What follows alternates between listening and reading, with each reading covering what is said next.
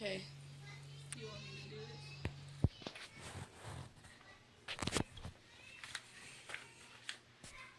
Okay. Right now, as we are here sitting, breathing, laughing, and enjoying each other's company, there are over 100,000 people in the United States sitting by the phone waiting for the call that tells them that not only have they found an organ donor match, but they have found them a second chance at life. For some, the thought of what happens to our body after we die is scary. But did you know that by donating organs, you can help to change up to 50 different people's lives?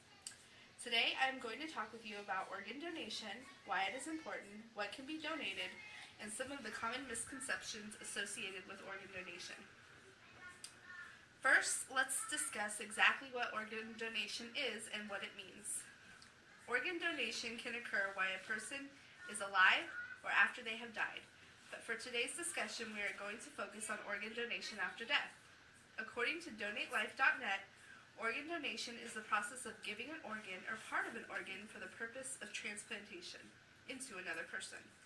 In order for a person to become an organ donor, blood and oxygen must flow through the organs until the time of recovery to ensure viability.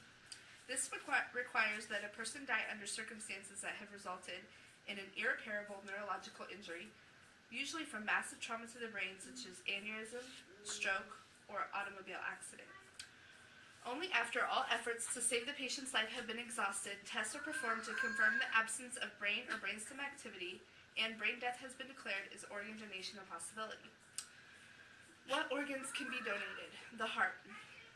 In the United States, about 2,200 heart transplants take place every year. Most recipients of the heart transplant return to a normal, full, and active lifestyle.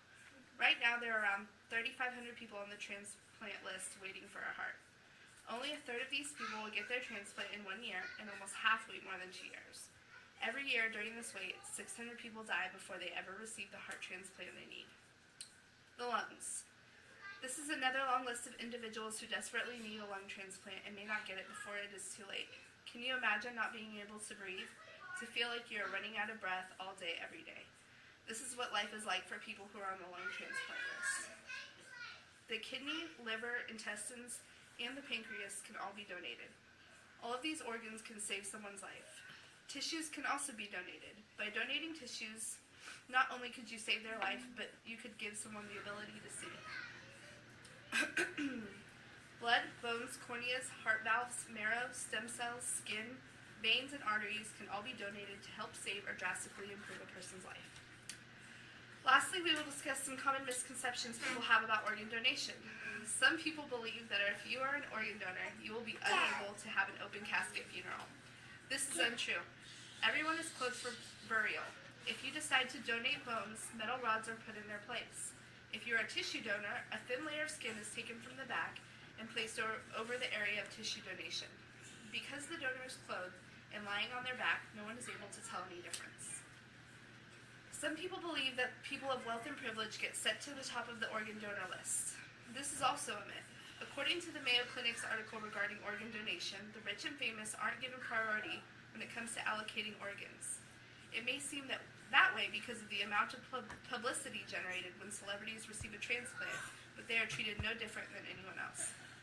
The reality is that celebrity and financial status are not considered in organ allocation.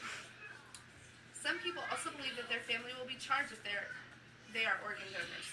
This is false. Families may be charged for the efforts to save your life, but the cost of the actual harvesting and care of the donated organ or tissue lies with the recipient of the donation.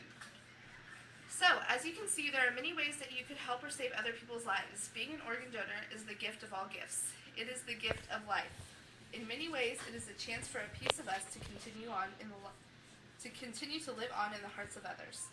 Organ donation has saved many lives. If you choose to be an organ donor, you may be able to save lives too. According to organdonor.gov, last year alone, organ donors made more than 28,000 transplants possible. Another 1 million people received cornea and other tissue transplants that help them recover from traumas, bone damage, spinal injuries, burns, hearing impairment, and vision loss. Unfortunately, thousands die every year waiting for a donor organ that never comes. You have the power to change that. Be an organ donor.